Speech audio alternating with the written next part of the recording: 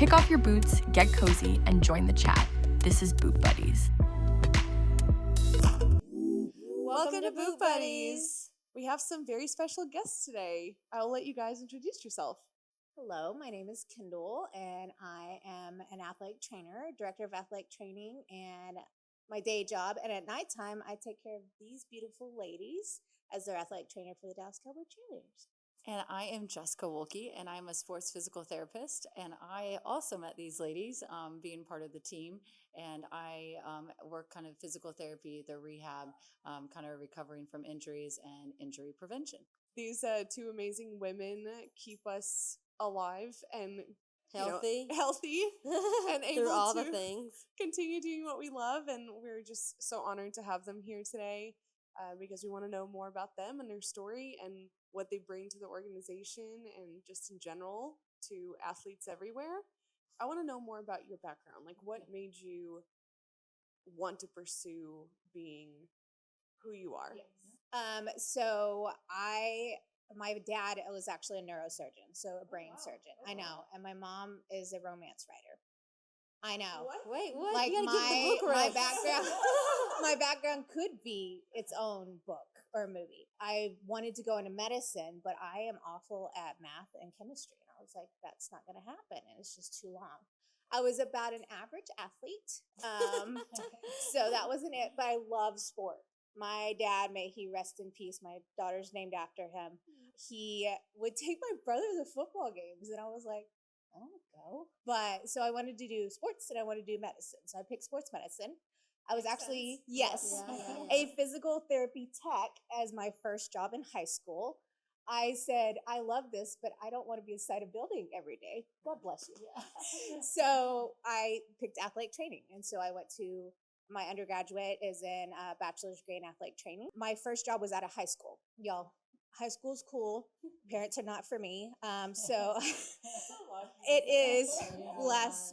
I hope not to be one of those parents.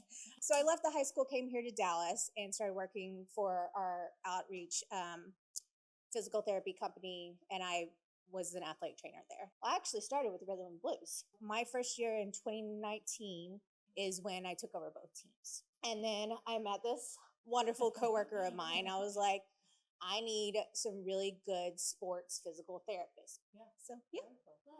So when I was in sixth grade, we had to write our letter to our senior year self so that when we graduated, when we graduated and we crossed the stage, we got this letter. Did you keep the letter? So we kept the letter, but we read it.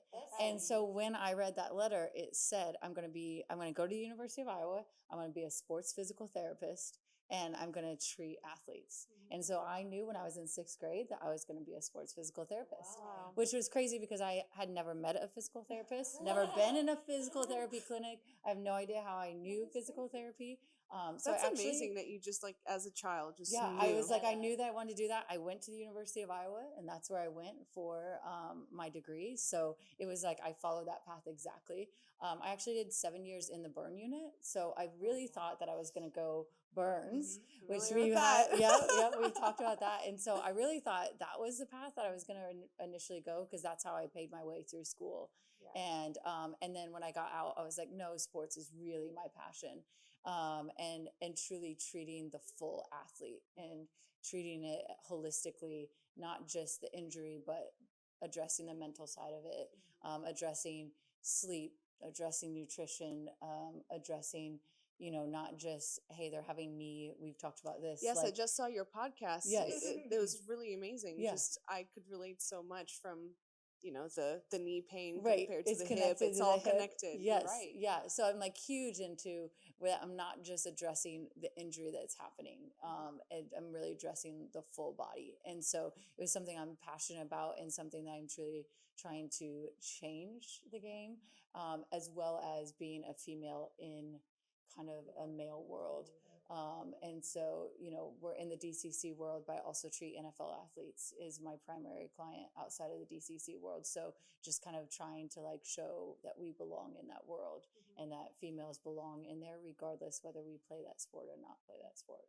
That's kind of where I live. And so how did the invitation come about for you guys to be on like associated with DCC? Right. So like at a high school, you're just hired through the high school, right?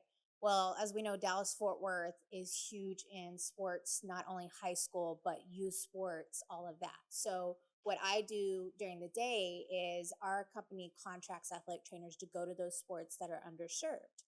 So club soccer, hockey, which is a huge one I didn't know until I got to Dallas.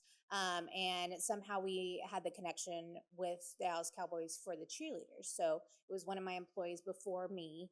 Then they asked for R&B, and it kind of grew from there. The interesting part is when I got there, this is a professional team. And my mindset is this professional team of athletes needs the entire resources that the football team has. And they didn't. And I was like, okay. I'm also type A. So I was like, well, let me put a plan together. So that's when I brought in a sports medicine doc. Our first one was an amazing physician who he is now in Atlanta. And then I brought in Dr. Benegi, who is great because it is nice to have females with female athletes, you know, the comfort level, and y'all can talk to this, of having an all-female medical staff, I think is really clutch for your comfort and understanding of the female body. And so I would keep building this team because that's what y'all as high level athletes, that's what every athlete deserves. But there's no reason for professional dancers, NFL cheerleaders not to have the same. And the great thing is I now have a network of NFL cheer athletic trainers and physical therapists, and we talk to each other, trying to make that standard equal. Now, we are often imitated, never equal, but we're trying to get the medical staff and the other teams, and there's only like 12 out of 30 teams that have athletic trainers for their cheer, but there's also not every NFL cheer team has them. What my job is with the team is, obviously, I come to every practice, game, performances. My job is to get you prepared for the activity of that day and try to prevent, and I think that's what Jess and I worked on for like 4 years until it kind of clicked, was how do we prevent these injuries? I can't prevent everything, otherwise she wouldn't have a job. But we can minimize the catastrophic stuff. But we can, as a team, try to figure out what are we not missing. One thing was proper warm-ups, which took a few years of buy-in. The second thing was strength and conditioning outside of what y'all do. Because like y'all are flexible, y'all have muscle, but you had no control over those muscles. And I'm gonna let you talk a little bit about that dynamic of like what we saw. Because I remember seeing the first couple people and you're like, they don't have any glute strength. I'm like, I know. So like, they can't do a step up. Like, You're 100% right. I mean, Callie, I don't know about you, but just looking back at my dance career, I would be doing knee drops on concrete floor for practice, and it wasn't a fully broken, but it was kind of matted in. That's why I have the bump on my knee from constant knee drops, no knee braces, no precautions. Like dance was just kind of, you throw your body at it and they push you to the limits. There was no kind of physical recovery, and you can't complain about the pain. You just go through the pain and you continue doing it until you do it right. And that's how dance has been for quite a while, at least from my experience. And not until actually meeting you guys that you both have been encouraging me to take precaution when I'm dancing, or be careful when I'm doing this, or strengthen these certain areas, because I've never been taught that specifically for dance. So I went to the Zoe 101 of high schools. So I lived on campus at my high school, and I think I did maybe 5 hours of academics and then like 7 to 8 hours of dance every day. So we did do strength and conditioning, but that was only in high school. Like before that, dance was simply that, just throwing my body and accomplishing these things without pretty much on luck, honestly. Yeah. Like no sense of studying the movement or the anatomy of how it's going, just throwing it out there. So that's true. But I wonder, with that being said, how much do you guys feel like you had to study dance to kind of prepare what you have now with DCC? So it's funny because I think that's probably the question we get most is, oh, were you a dancer? Were you a cheerleader? And I was like, I dropped out of dance at 8. And I was a cheerleader until I was like, again, I'd like to watch the game. But I think my advantage was I've been a fan of dance since forever. So I unintentionally studied dance by watching So You Think You Can Dance. And it was, again, unintended. It was like God's way of saying, hey, you're going to work with these dancers. Because I went to grad school at TCU. I watched the Showgirls, and I was like, those are a lot of hair flips. Their necks are probably killing them. And I was like again, like the world saying, hey, so yeah, you're going to deal with that soon. And it was Talk about me pulling my right. neck muscle by putting on mascara after leaving the team because my neck was just not as strong after not doing the hair flips for a while, and then I just went to put on mascara and straightened this neck muscle. That's when I really just felt That's old. when you know, like, that's it. Oh my gosh. Cut off the hair. Right? Oh my gosh. So Too much. yeah, oh bless. I mean, the things y'all go through, and I think that's what no one understands is they're like, oh, they're so pretty and they, dance around. But the things y'all put through your body, anytime someone's like, oh yeah, like they're cool, like they don't do much. I'm like, can you jump in the air and land in a split? And they're like, no. And I was like, then you should probably. Yeah, and I think to speak to that, I think each sport and each athlete and what they have to do, you have to learn specifically what they do, for right? sure. So like I Yeah. think of when a DB comes in for the NFL, like I learn, okay, how does that DB run their specific types of coverages, and what do they run? Okay, so I need to learn that movement. I need to learn how they do that, and then how do I prevent that injury, or how do I address that? And I just look at it the same way. Like, okay, you guys, I look at the dance movements and ask, what do you guys need to be able to do? And okay, how do we address those muscle imbalances that are causing that injury? While I did not do any dance outside of gymnastics and having to like learn a little bit of choreography for that, it's more of just learning each athlete's demands and what do they have to do. And I think, I've always talked about this, and that was probably the biggest flip that we tried to get people to realize when we first came in was, you guys are not, while you guys are performers, you guys are athletes. And trying to get that to flip in everybody's mind, not just our minds, or not just an AT's minds, or not just, a nutritionist, or what resources are coming to you, or this insurance doesn't cover PT for a performer. This insurance is covering PT because this is a professional athlete for the NFL, just like this is a professional athlete for an NFL that's a wide receiver. And trying to kind of explain it in that way, versus of the concept of this is dancing around. Then it also put maybe a little bit more weight onto you guys of, okay, if I'm going to be viewed as an athlete and they're going to fight for me as an athlete, then on the flip side, I need to strengthen and I need to do my part, and I need to get sleep and nutrition and eat a certain way and make sure that I am working out and doing my part because I'm an athlete and we're fighting for them in that way. And so I think that was also what was important. I think my most proud thing in the 6-7 years is the culture change, because I didn't watch the original show coming into it, so I didn't know what I was getting into, but like I heard horror stories. And so it's interesting to talk to the alumni who were there before and with us, and just that shift of, we don't need to hide that we're hurting. We don't need to hide when we're injured or what. Hey, we need to modify this. And yes, it takes a few years for buy-in from the head down. But I think that's what I'm most proud of is like, well, you would never have been able to say, oh, my hip hurts, but I can still do this, and them not be like, well, we got to take you out forever, kind of thing. So trying to change that culture of, it's okay to say, this is bothering me, and then let us figure out, okay, this is bothering her. We're going to let you know about it, but please do not panic. We have it under control. And so, I mean, there's been times where, like on camera for the new show, well, they didn't air it, but Judy's like, Now, Kendall has been talking about, and I was like, oh my God, I almost fell off my chair. She acknowledged that I've been saying we need a better warm up.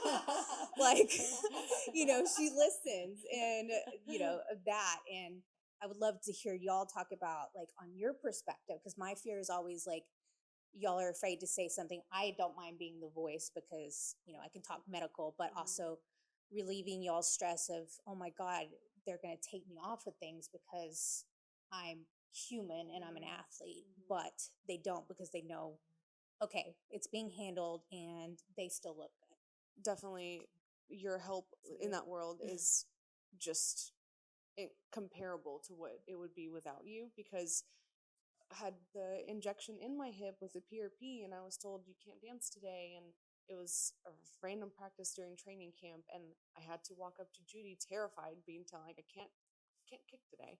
It is really scary that they're going to then, put you in a box like, well, she's just permanently hurt and cannot do these things, when it is temporary for that time being. So your support and guidance on that is just so valuable, because without the help, I wouldn't know what to say, or how to go about treating that issue. Just even hurting my hip, it happened at our very first Technique Tuesday coming out of the season. And that's actually something I really want to ask you guys, like, from being a part of this organization and watching us dance and train and get hurt, what do you think the number one issue that we struggle with and that causes our injuries? I know from like watching y'all every day, a lot of it is one, improper warm up, because as dancers, and I've talked to everyone on staff about this, of we're not in the 90s where you just sat there and stretched. Like Jess can talk all day about the science behind like static stretching, because even when I started in the profession, it was like static stretching. And I think people forget that science and research is evolving. And especially for y'all, like my biggest like challenge when I met this team was they're flexible, but they're getting injured because they're not mobile. Like they have no mobility, but you're flexible. So that's really confusing for people, because you can put your leg to your face and still not have good kicks because you have no muscle control. Biggest thing we've seen in the past couple of years on reduction of big injuries and surgeries is a proper warm up. And it's still struggle. It really depends on who's leading that day. And, I go all mama bear and I'm like, that's not what we talked about. Or I text our physical therapist. So I'm like, your girl did not do a dynamic warm up today. So I think that's part of it. And then I think y'all could say, like, we do things so repetitive, and I think it's gotten better of like, we don't need to jump split 8 times. Like that's where the injuries happen. And what they want to focus on, and what I try to verbalize to everyone, is, do you want perfection in the movements, or do you want performance level to increase? Because y'all are performers and athletes, then we need to do these things. So definitely warm up and that. And then what y'all do outside and off season in physical therapy is so important, because if you do nothing, and let's be real, there are some people who are just naturally talented who never get injured, and I'm just amazed by them. And they don't work out, and I'm just like, you're like a unicorn. Good for you. Like, good genes. But that's not the case for everyone else. All, other 34 people. Just two. Like that. They're unicorns, and we love them and bless them. Well, I do think that a lot of us in the locker room, and sorry, Jess, a lot of us in the locker room, when we see, because it's just Kendall a lot of times. It is, yeah. And you show up to practice and everyone has something wrong at a certain point in training camp. And so then you look at the line as a sign-up sheet of like 55 people, and I know there's only 36, but it feels like 55. And you're like, oh my gosh, this poor woman. And so then we're like, nah, this girl obviously has a more serious injury than I do, so I'm going to knock myself off that list and not get the help I probably do need before going into a full run through of things. But you just kind of let your teammates go in front of you. I think you were doing that quite a bit. Yeah. Yeah. And so so I heard Yeah. that on one of your podcasts, and I was like, snap, and I'm not doing a good job. But I am glad that y'all said that, because like I do tell people, I'm like, look, I got 5 to 7 minutes to get 36 people ready. Like Jess has an hour to do like the majority of y'all. So I'm like, what can I make you feel better to get in there? But I think after that, I started to tell people, I was like, look, I'm gonna have to start prioritizing some things, because I love every one of them, but not everyone needs something. They want something, but they don't need something. So I've tried to change my thinking in that. Now, game days, there's 2 of us. Thank you, Val, my partner in crime. But yeah, it's really changed my mindset of like, hey, like, no one get offended. I need to see this person first. If I get to you, I get to you. But yeah, I'm glad y'all said that, because it did. I'm also pregnant, so I'm always hormonal and, cry to Jess about things. I was just gonna say, it was like literally the next week we were like at Meet the Team or something, and she was like, "Okay, I gotta prioritize," and she was just like, doing an amazing job, and I noticed that you started doing that, like you said, prioritizing, but you also started educating us on how to help ourselves. And that I think was a huge difference versus people waiting in line being like, oh, I need Kendall. You just started handing things out. It's like, here's where you put it, here's how you do it. And then you also, people that are waiting in line are able to help each other. And I think that really kept the line moving and sped it up, but also let people get help if they needed it. I think probably the 2 biggest things for me would be programming. And so just even programming the week, right? If you're leading up to the game, when do you do your hard practices? So if you look at an NFL team, right, they're going to have certain days off. They're going to have certain days leading up. They're going to have a hard day, 2 days before the big game. But then if you look at their warm-ups, when you guys are out there warming up, right, the warm-ups for those players look maybe slightly different than you guys' warm-ups, right? Right? Just a skosh, right? And so I think if you think about that, right, that's a huge demand on you guys' body for what you're asking them to do at a very high level, right? And you guys are hard workers. And so if you're asked to go all out, right, you're going to go all out. You're going to do that, right? If you're asked to be at a practice for 2-3 hours 4 times a week, you're going to be at a practice 2 to 3 hours 4 times a week. And so you just think about maybe how things are programmed. For an athlete, you almost have to kind of step back and program that, because if you look at the way this program has evolved, they're way more athletic now. They're way more powerful now. They're way more demanding now. And so asking you guys to do that, you just have to think of it in more of an athlete way. And so I think that that's one of the ways that can help from an injury prevention, is truly programming properly. And then the other thing I think is taking advantage of the off season, right? So if we know that you're going to go into the next year and you're going to try out the next year, okay, what deficits do we know that we have? Because we know November is brutal, right? We know Christmas shows are brutal.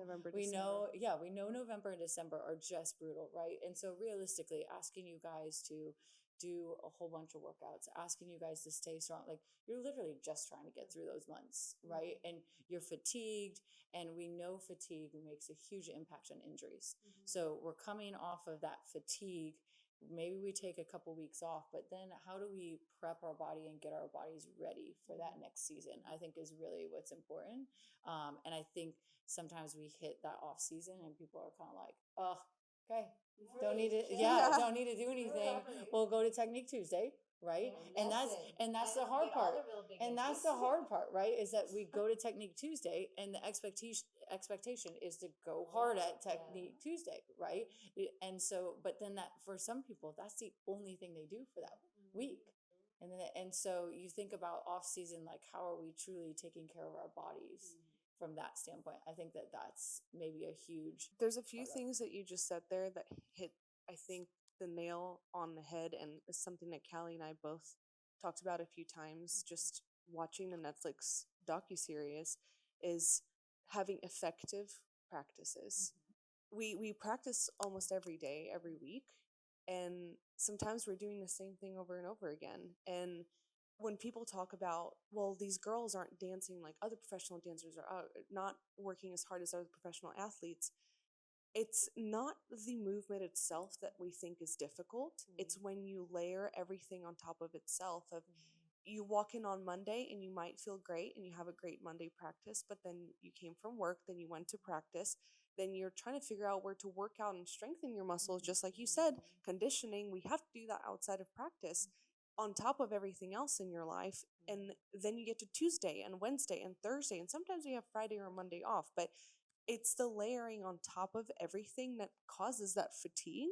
I would rather have less, longer, more effective practices, or the same time, whatever we can fit in there to be productive, but also give my body rest to go and specifically intentionally work out and strengthen my body. Yeah. I think exactly like you said, just like having a program, because a lot of times we would just end up kicking or jump splitting on Sunday, and that's like, it's the only time we did it. But if we're going to be good at this thing, we need to actually do this thing in practice. I don't want to do a million jump splits, but I would like to see it and do it before everyone else sees me do it for the first time in weeks. You know, I would like to do it before the day of, because I just feel like that makes such a big difference, because I can actually prepare my muscles for it, and they're trained and conditioned to do it. Like during training camp is when your kicks are the best, because we're kicking every day, we're doing it across the floor. In season, it gets worse and worse because you're not doing it. And then off season, like you said, for those that work out, which, you know, that's both of us, I felt great. I was in shape. I was good to go. Felt strong. Didn't we say how like we actually get more fit during off season? Yeah, I'm like, put my off season body in the uniform. Exactly, in the uniform during Put the my season. off season body in the uniform. 100%. Take that six pack. Yes, because the sleep. in season is high cortisol and stress. And water retention. Think about how many electrolytes. Another thing said, we're drinking so many electrolytes. Like I consume multiple Pedialytes before game day just to keep my body hydrated, because we don't get that much water or breaks during the game. But I'm bloated because of that. So I'm trying to retain as much liquid as I can and then go out into the uniform. So it's just a lot of stress on your body during season that I think really speaks to what you just said. Yeah. And then yes, those Technique Tuesdays. Yeah. I mean, and the other listen, thing, I love them. Don't get me wrong. Of a lot of girls on the team, I'm actually like, I love those jazz classes. I love those contemporary classes. Give me more of that. But I think the problem for me personally is how I got injured in the first place is we don't do that during the season. The floor is also not meant for that. It's not. It's wooden. No, it's wooden floor. It's a wood floor. It's not. It is a basketball. It's basketball gym floor. It's not a dance floor, and all the floor work. Oof. Well, and then like I think the biggest thing is, y'all know I always have my Band-Aid box on Contemporary Day because people have to dance barefoot and then like peeling skin and blood and oh my gosh. Yeah. Yeah. And so like I get the like y'all are well-rounded dancers, but it is hard on your body to go from such a specific palm dance all the time to let's bend ourselves in half, and you know I hate floor work. Let me see a switch Russian. Right? It's like a jump up and you quickly rotate your hips out in one movement with your legs are off the ground. I haven't done one of those. Right. I can't even Or count. even a regular Russian. I remember someone's class was like, we're into Russian, and I think I looked at Reese and I was like, I'm gonna tear my Achilles. Yeah, let's not. I'm literally gonna rip my Let's not. Achilles. Yeah. I think my favorite PT story is one of our residents was working on a girl with a hip, and her boss at the time was like, all right, let's do the jump split bilaterally, which is both sides. And that DCC was like, we don't do that. And I was like, we don't do that. Yeah. Landing on my right leg back. Yeah. To be honest, I think as much as my right leg hurts, it'd probably feel like relief. Really? On my side, it would probably be I like, actually take thank that. God. Yes. Thank God. Yeah.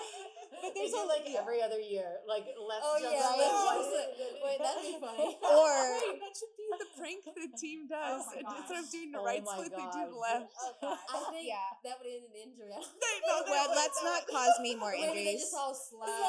Yeah. To the left split. That was like the Halloween dance a couple years ago, and Jen Amber does an amazing job, but she had people do a middle split, and I was like, Jen, don't do middle split. Yeah, Like yeah. people haven't done a middle split in like forever, Yeah, and so it just cracks me up. They expect us to like randomly whip out our like middle and high school like tricks, and it's like I've gone through college. Exactly. My bones have shifted Yes. into a new spot. Yes, dancer bodies age like dogs do. You know, it's like Callie. How old are you? 24. She's a baby, but her body's like 37. So it makes we're not going to talk about our age. But ancient in dancer years. So like, yes, like these 18-year-olds come in as rookies and they're adorable and they can do all the things. And then like the 24 and up, they're like, my hip's about to break. Like, But you know. also see it because then those 18-year-olds like 2 years Yeah. in and like they break down. they break down and the solos don't look the same. So it just kind of shows the effort in which goes into what we do. You know? Speaking of solos, I mean, you cause injuries by trying to attempt your solo the first time you learn the choreography, and you're like, I'll get it. I'll get it. That Just was give me my like one 4 head months. injury. 4 months. Knock on wood, my one head injury in 6 years was a solo, and it was one of those where you kick back and you come back up. Kip up, Well, she hit her yeah. head on the way back, and I was like, Concussion. "Oh, there it is." Yes. Oh, my ankle. Yes. Oh yeah, me rolling my ankle on video and then texting it to Jess like 5 minutes later and being like, "Help! I am 3 weeks from auditions." So close to auditions, and and you're like, okay, this can't happen. This can't happen. It was like your entire side of your foot was touching the ground. That was. But you made it. We just watched the new documentary about all those NBA stars, LeBron James and all the things. The starting five. Starting five. Yes. We just finished that, and Yes. it was very informative. But they spoke a lot about their training, and they talked about a lot about like working from the bottom up. So with that being said, how do you guys feel about our boots and how that, you know? It's so interesting. It's actually, you know what I find so interesting is the boots have not been a problem over 6 years. It's the tennis shoes that have actually, because y'all are in majority of the tennis shoes. And so it really depends. I mean, we've gotten tennis shoes that the sole, like literally the bottom fell off, like peeled off. Like the first week, the soles were coming off. auditions, the soles were coming off. Yeah, they were really bad. And I think like last year, and this happens with, I mean, I've been doing this 18 years now. So I've worked enough sports where there's always a theme of what injuries for a team is going to be. And last year was our ankles. And it was mainly with the tennis shoes, and that's not the fault of any tennis shoe company. When they get the tennis shoes, they really thought about them until the last couple years. So we tried those cheer shoes. Good for cheerleaders, not good for dancers. No support, no ankle support. And then like the other ones we've gotten some that look like the old lady orthopedics that that are thick. So I'm like, I just need someone to develop a shoe I need that gets up to y'all's ankle for stability. Because once you get in the boot, really the problem we have in the boot is there's more ankle stability if the boot fits. But the bunions. The bunions. Oh, Charlie and I need like a bunion sponsor. Yes. Someone if you're out there. Absolutely. Someone to sponsor the surgery. Help us. Absolutely. Yeah. That's The actually what she bunions, needs. Yeah. And for some We gotta reason, get that taken care of. yeah. And then the rubbing of everyone's back of the heels off. But that was only bad Last year. Yeah, I we never had had a that problem issue. before. I never had a problem And then before. Yeah. last year, the entire skin of everyone's heels was Everything. coming off. Yeah.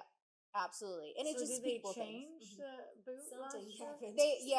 Yeah. I think Tori said this year that they actually put a bunion thing in there. For bunion specifically, I requested my boots to get expanded. Yeah. So I put in a special place for mine. You had to go ask for that specifically because it makes a huge difference without not having that in there. Absolutely. I've always joked, but I'm half serious. I'm like, y'all should have ankle weights sometimes. The boots are a little heavier, right? Yeah. That's the other part. Yeah, but really the stability of the ankle and I keep telling people get insoles and no one ever listens to me. I do. There you go. Callie listens to me. Way to go, Callie. you look at runners and you look at that. So you Yeah. knock on like a tennis shoe. Like Yeah. the, I mean, we the had a difference whole in- conversation about running shoes. Yeah, Right? that we did. I had to go buy new ones. She looked at the ones I had and was I like, was like, throw those away. Yeah, I was like, Okay. absolutely not. What's the she- best running shoe? Well, she was in a shoe that was Nike very, run. yeah, the waist. So kind of where the arch is at, we call that the waist. The waist in a Nike is notoriously narrow, right? So if you do a sport that's dynamic, if somebody doesn't have really strong muscles around their ankle, that makes it very challenging. And so it's if you don't train it, or if you hit fatigue, right? So if we're talking about a Thursday practice at hour number 3, that looks very different than when you come in on a Monday and you're like, I'm feeling great. Yeah.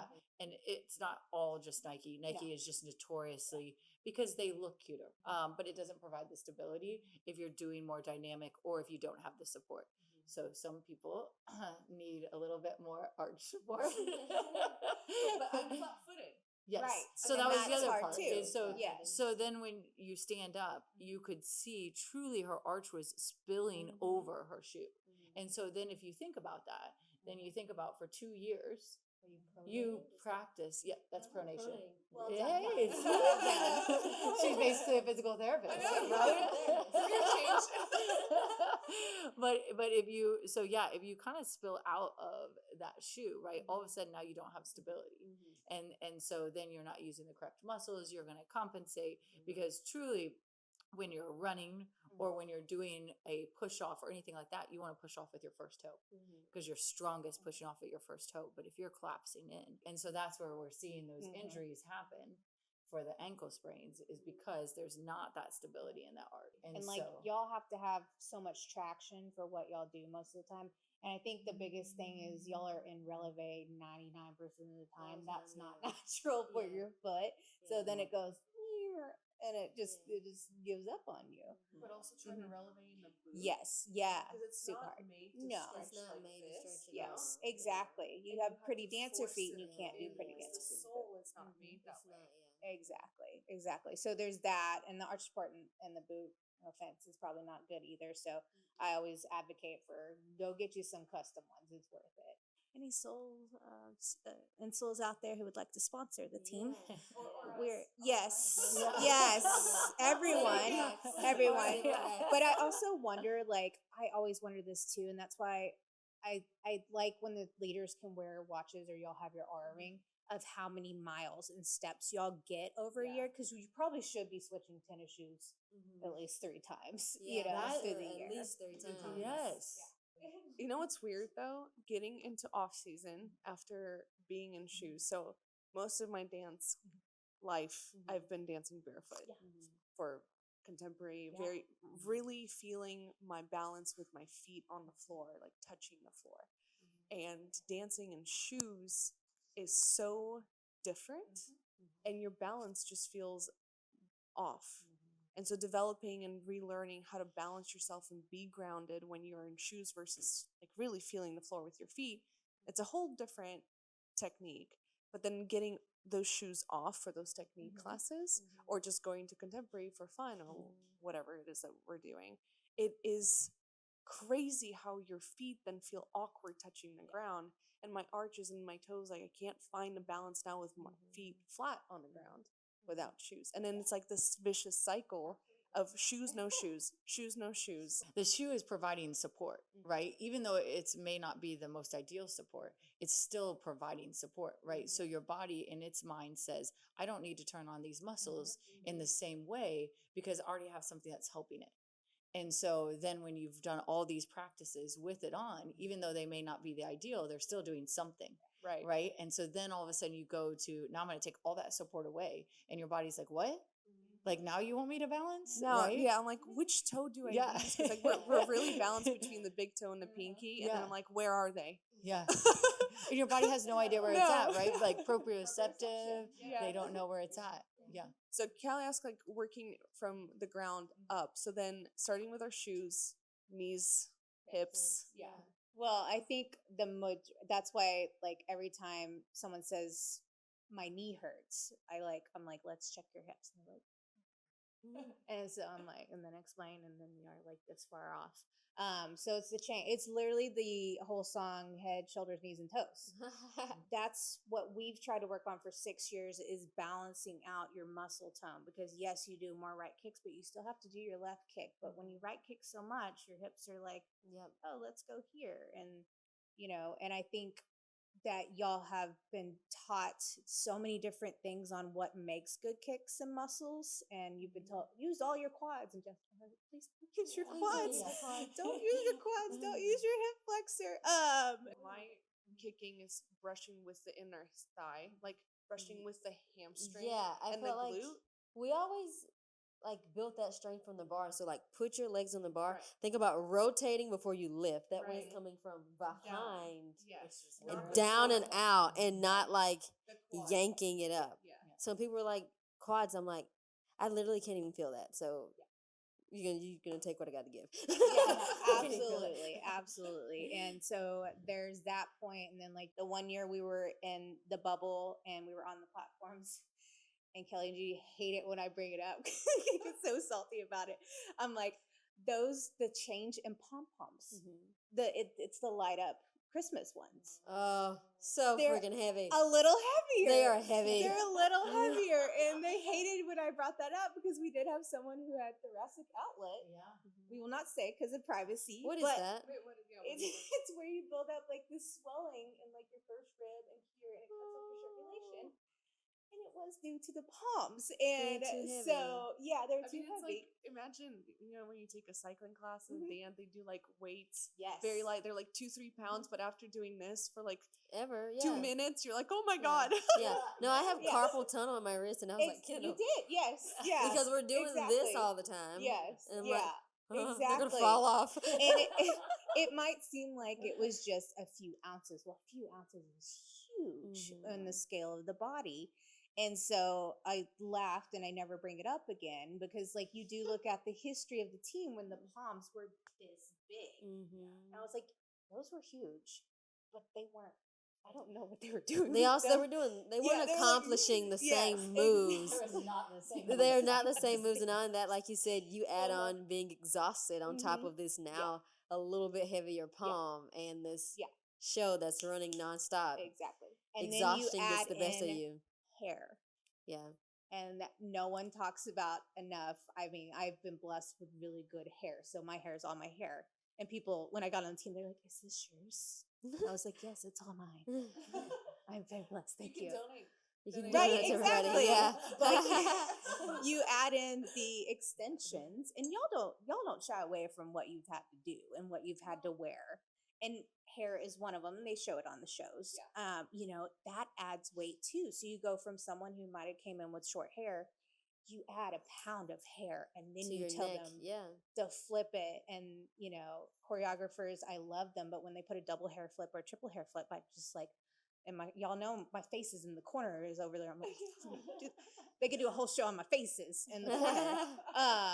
From the ground up, you just really think of everything affects y'all, and then affects y'all at once. And we can't take away the hair, but we can discuss what can we do shoe wise, what can we do muscle balance wise. The other thing is, especially coming in as a rookie, sometimes this style of dance is totally different for them, right? And so you're just kind of doing what you're told, and you're trying to make the team, and you're trying to go as hard as you can. And so sometimes that means doing the kick however you can do the kick, right? Or taking your arms overhead exactly however you can quickly get them overhead and make it look as sharp as you can.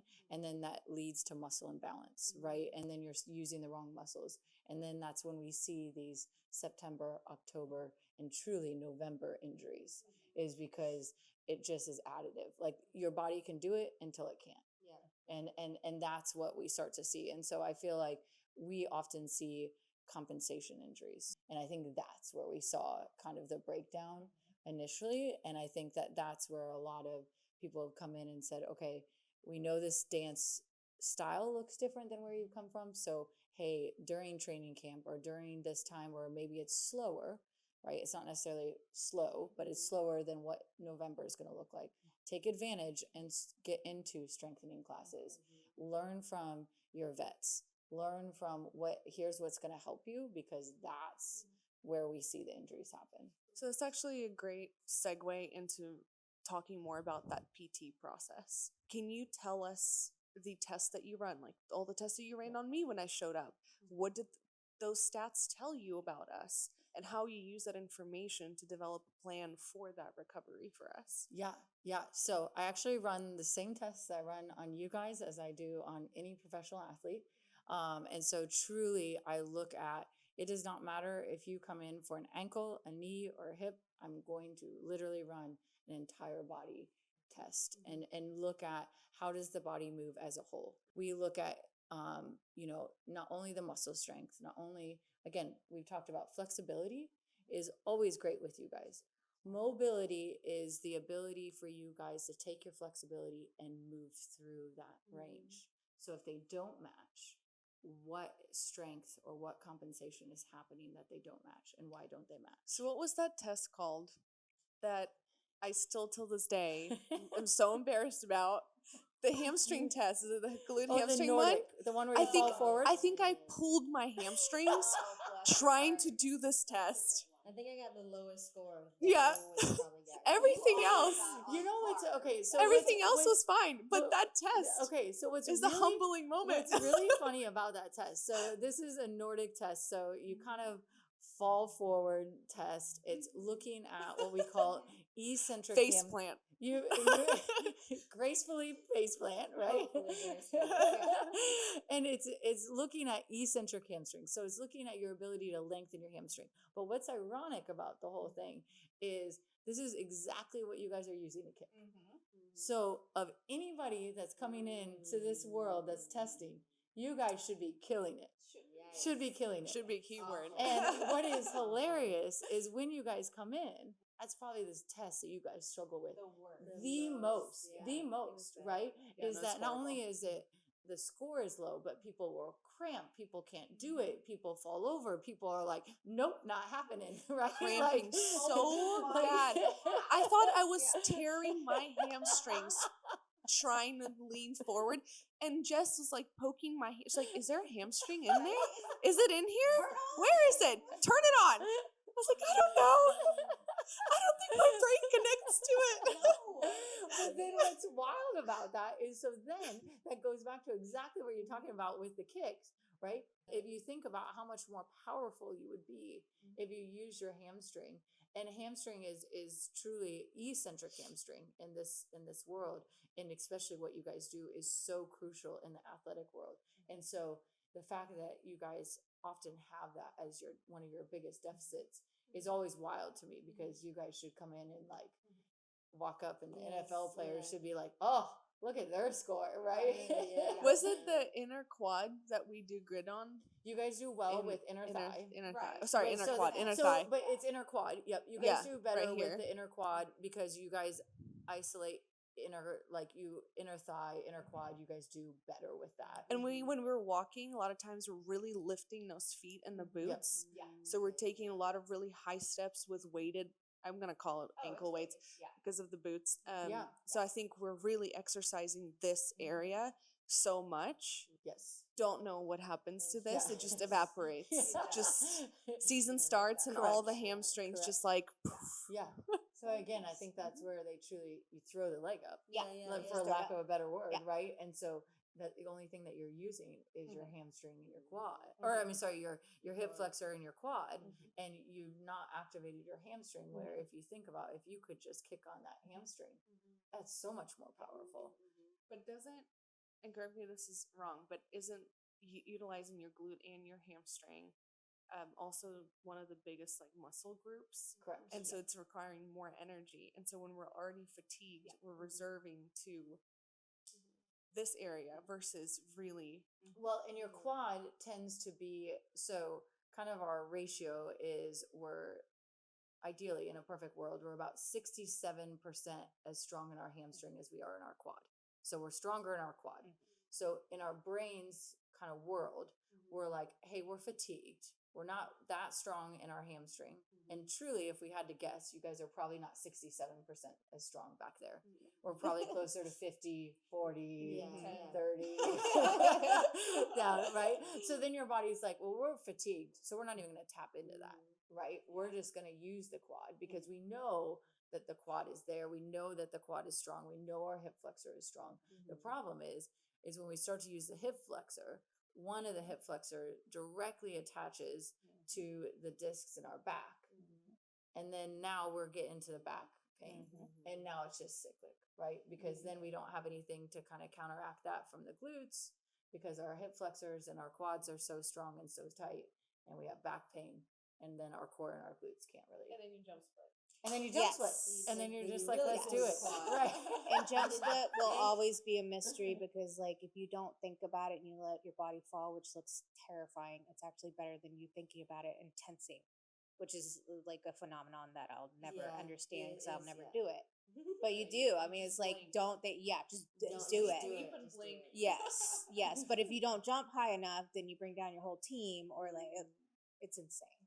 You end up getting hurt in some sense. You just have to let it fly, truly. Because I feel like when you think, you're thinking about your landing, and then a knee is bending or something's hitting before everything else, and that's when you get like knee injuries because most of the time the back leg is going to land first. And what do you have right there? Your knee once your toe hits. So you just got to let it fly. Just go. And it's hard to prevent a lot of Yeah. those injuries. So you Yeah. really just gotta flail your legs out there and just like let it It's I feel come like down. I don't know. I know you guys are gonna hear me say this, but when you stretch and you really are just like goo and you just let it fall into the ground, that's what jump splits should feel like. You're just gonna let it go because then your body's you're gonna naturally rotate And out. flex it You're in. you're just gonna like let it go I agree with instead of that's that's the one time you just Yeah. like no muscle, just muscle up, fall it down. Muscle up though. Yeah, muscle up. You gotta jump. You can't just not. Growing up being trained as a rhythmic gymnast, we wore ankle weights all the time. And that was huge because when you take that off, your leg just flies and smacks you in the head and you're like, wow, that was so easy. That was huge, which I agree. I think that would be really helpful, especially imitating the weight of the boots. But, you know, with flexibility is the fastest thing that I think goes if you don't keep up with it. Especially And- with age.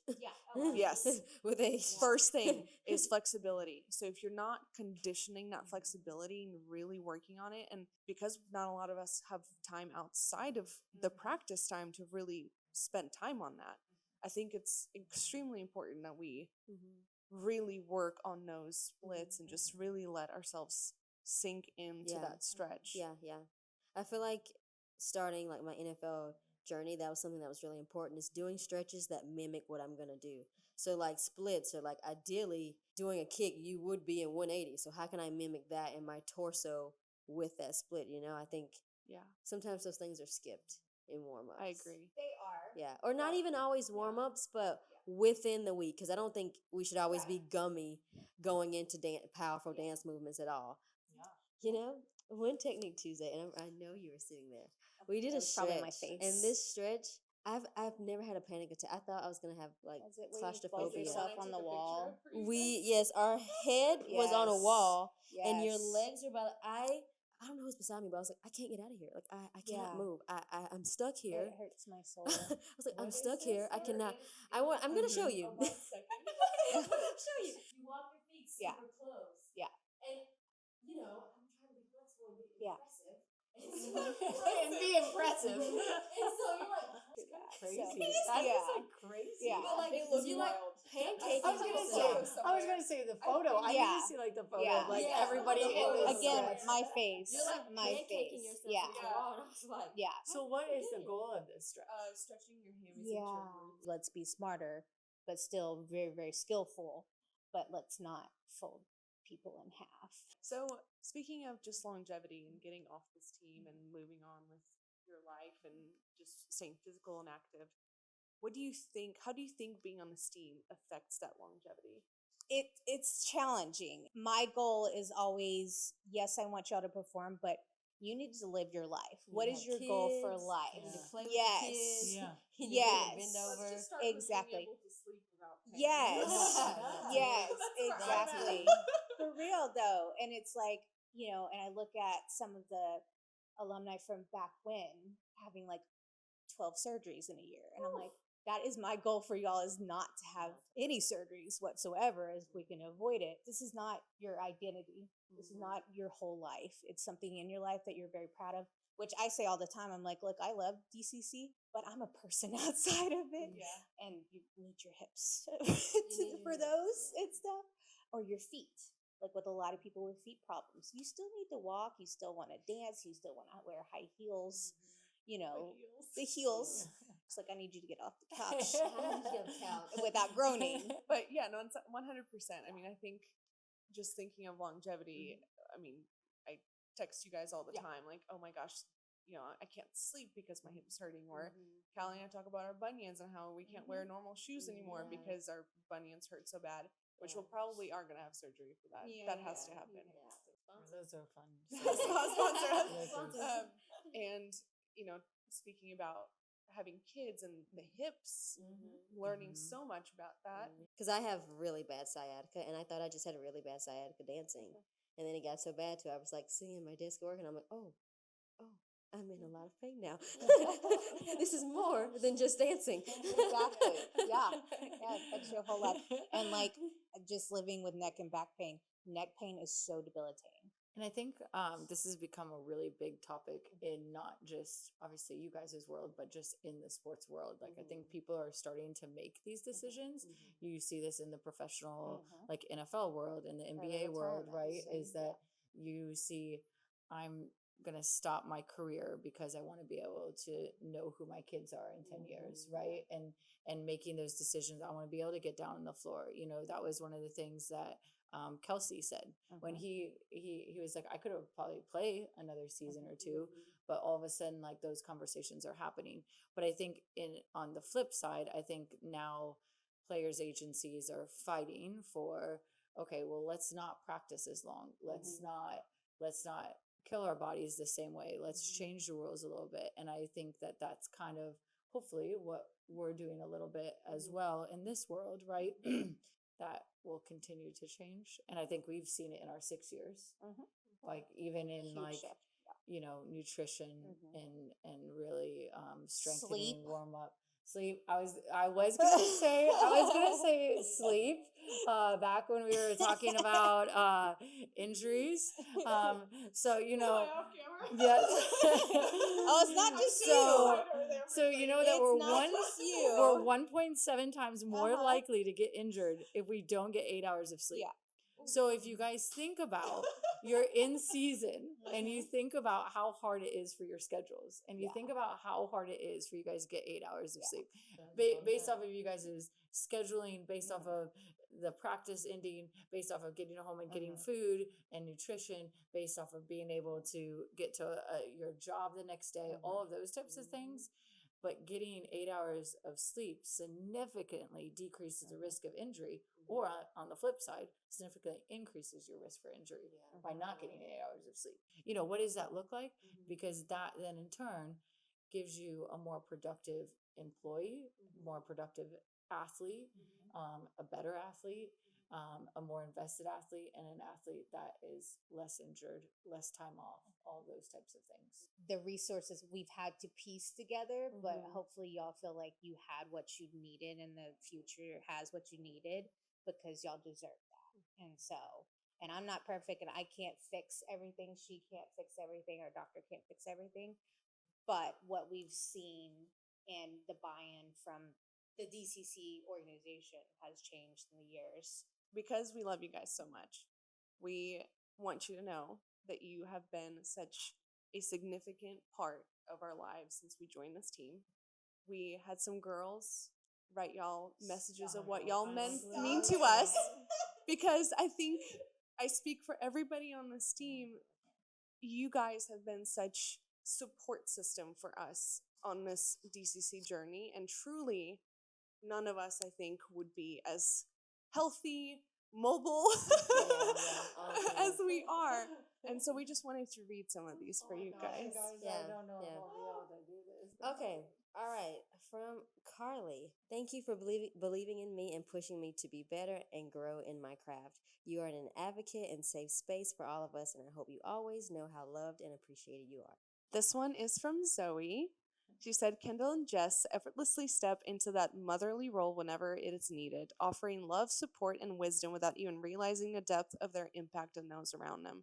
Their intuitive care creates a nurturing environment that makes everyone feel valued and understood, reflecting the true essence of motherhood. I love them beyond words, and I'm so grateful to God has placed them in my life.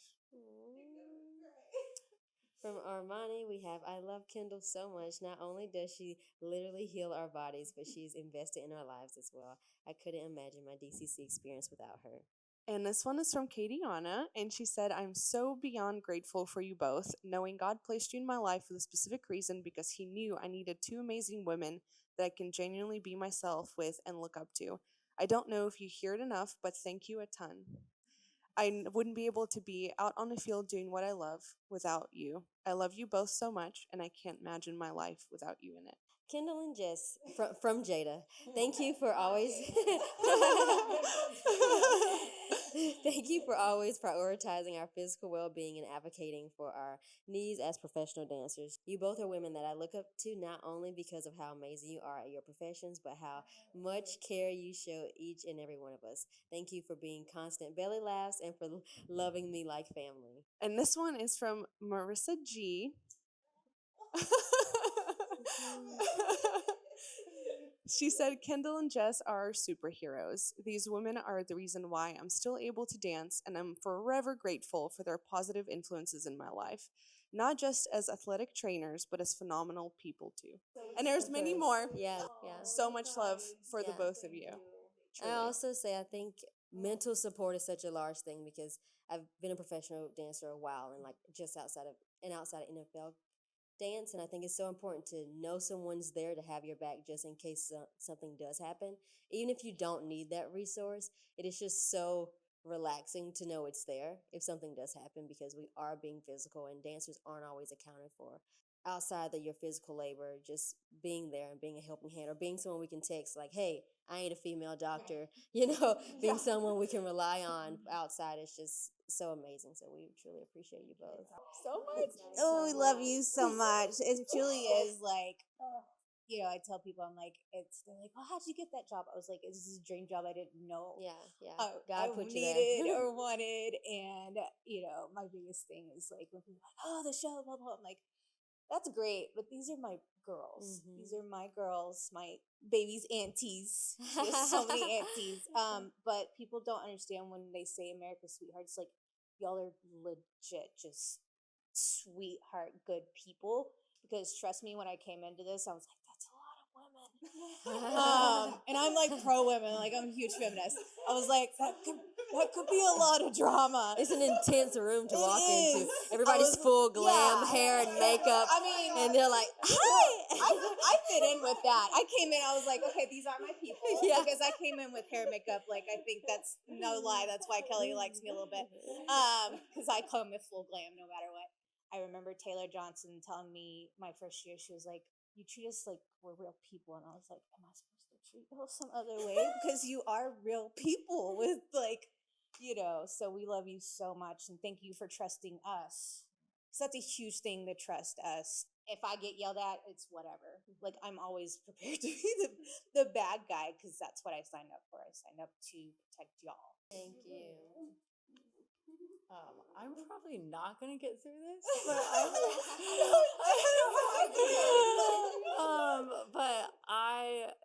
this, I'll be really short. But I just did a podcast the other day, and they asked me what female athlete inspires you, and I was like, the DCC girls, and I was like, you guys have inspired me more than I ever thought you guys could in my career, and I've been doing this for 14 years. And you guys have always welcomed us. You've always taken our advice. You've always as much as you didn't want to get on a reformer, as much as It's the bike. It's the bike, the reformer, the BFR, the 7 Nordics, the 7 a.m. Yeah. appointments, all the things, right?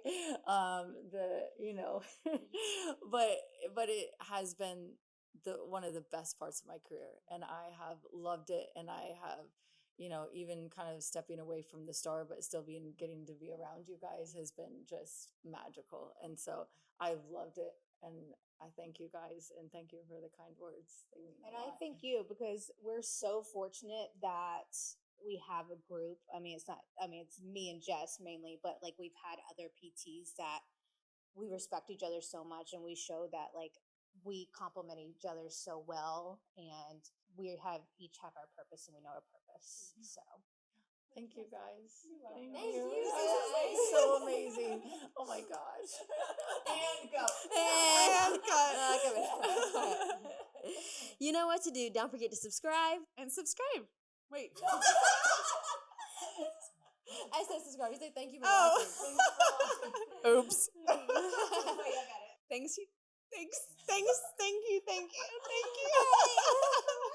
I'm sorry. Let's just say, I'll just say all the things, and then we all just say, There we go. thanks so much for watching. Yeah. Thanks so much for watching. Thanks for watching. I'm feeling. Thanks for watching. You know what for yeah. You know for Oh my God. Thanks so for much watching. for watching. I told us to I don't. You know what to do. Don't forget to like, comment, and subscribe. Thanks for watching. Finally. Finally. Awesome.